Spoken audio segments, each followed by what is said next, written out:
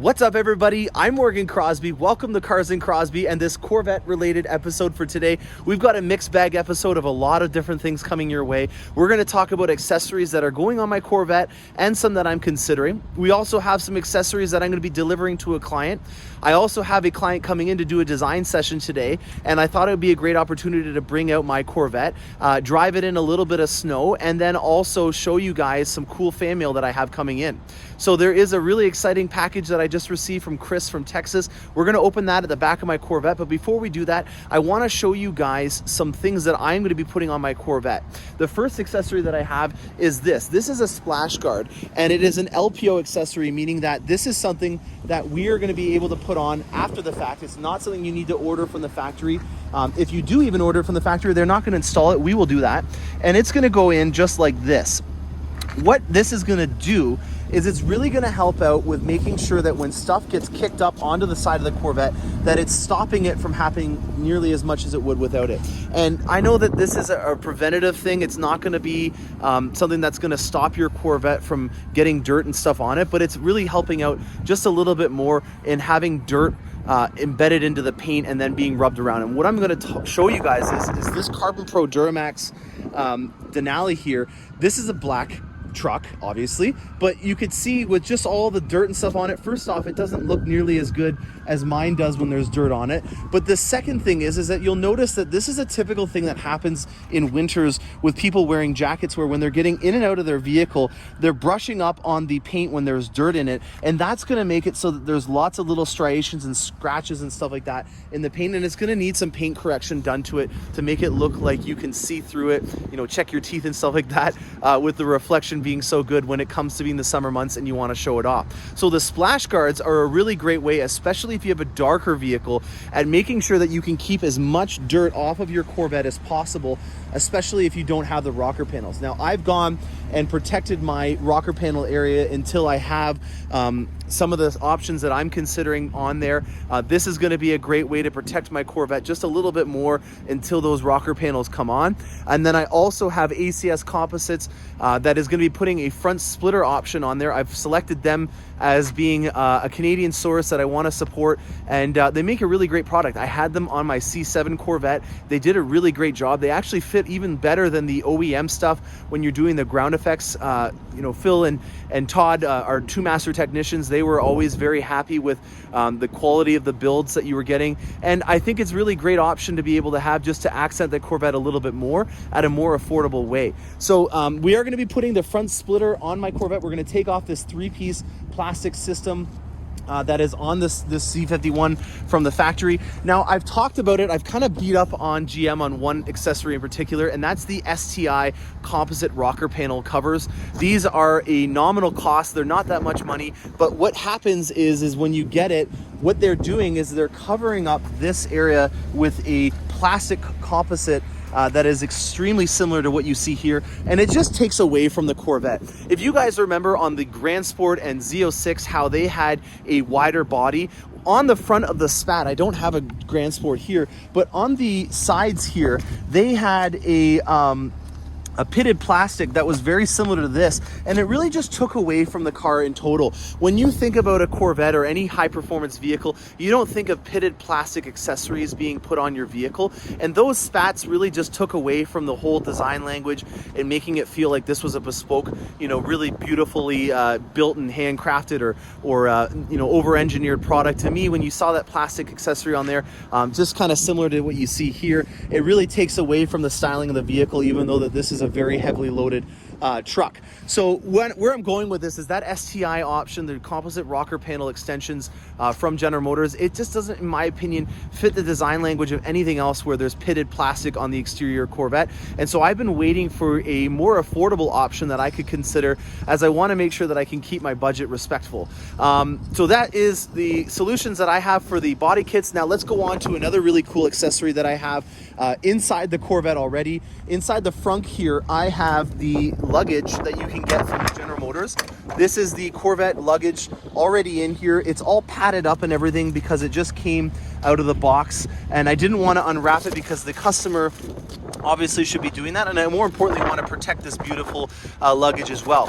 I've already filmed an episode in the past where I had the luggage and I unwrapped it and showed you it, and I was absolutely blown away with how they have taken the design language from the GT2 seats that are in the Corvette and matched it to the luggage. So in my opinion, if you're wanting to get a really great experience, that is going to be an awesome way to do it, because they take this stitching pattern that you see down here and they copy it onto the luggage. Now, if you're thinking about why that's an important thing, well, think about the bigger picture. If you're buying a Corvette, that's going to be something that you want to take away on road trips.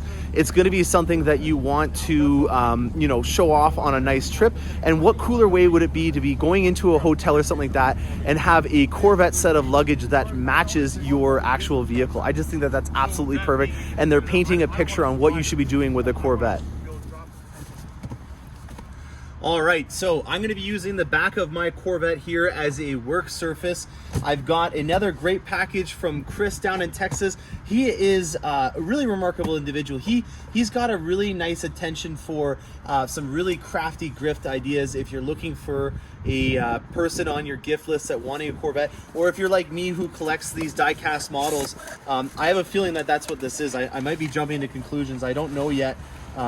I already unwrapped a little bit of it just because there's popcorn everywhere, and I don't want to get these things into the engine bay because these look quite flammable and quite a big of an issue to take off. So let's see what we got. A box within a box here. Should have brought some box cutters out. Should be able to get this though.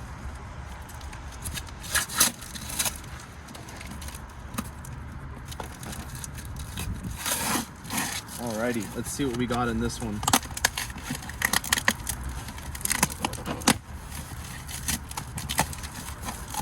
Oh, this is a lot different than the other one. This one says GT on it. 1/18 scale. That's the scale size for the die cast that I normally, I'm always collecting. You can get from the Corvette Museum right now.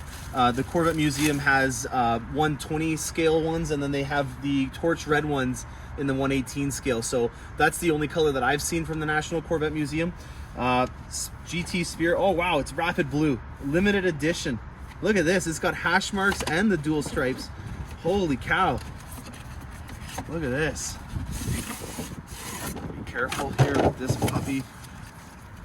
All right, let's see what we got. Oh wow, holy moly. This thing has got some weight to it, unbelievable. I don't know if it's stuck in here or if it's screwed in. Oh, it's screwed in at the bottom here. I'm gonna have to get some screws. I'll be right back, guys.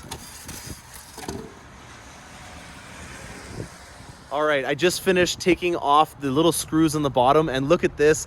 Without further ado, we've got some snow on our hands here. I can finally shoot some winter driving episodes. I'm very excited about this new addition and also the snow that's going on right now. So let's go through a little bit of a walk around on here. We've got ourselves a rapid blue, looks like a 3LT Z51.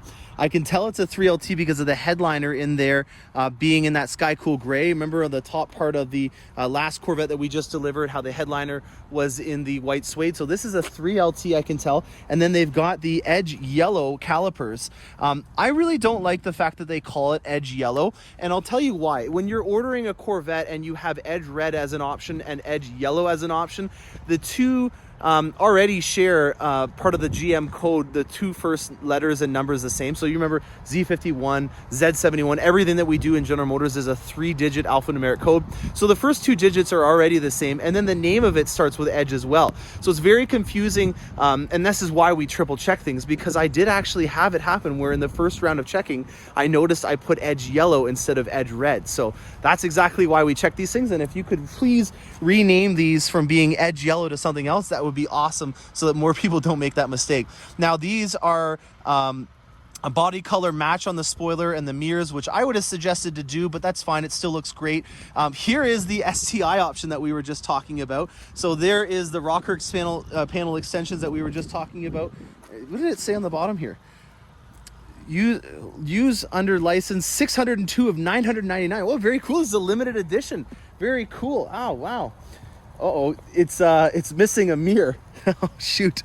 Look at, there's a pedestal podium mirror that we have here. It's missing out of there. That's, uh-oh. I wonder if it's in the back here. Well, we'll hopefully find that. That's too bad. Well, it makes it even much more unique now that it has one missing mirror on it. So as you can see, it's starting to snow. I'm absolutely loving this. This is exactly what I've been looking forward to, which is so ironic and unorthodox. You always want to have, you know, your Corvette put away nice and easily for the winter and take it out in the spring, but not with this bad boy. She's got on her some Michelin Alpine tires. We're going to be taking this out in the snow, and I couldn't have asked for a better day to do that given the nature of what's going on right now. So I'm going to get out on the road. I'm going to go down and deliver these accessories that I have in the front here to the client. Stay tuned for more great stuff, guys. So as you guys can see, the conditions are pretty unfavorable.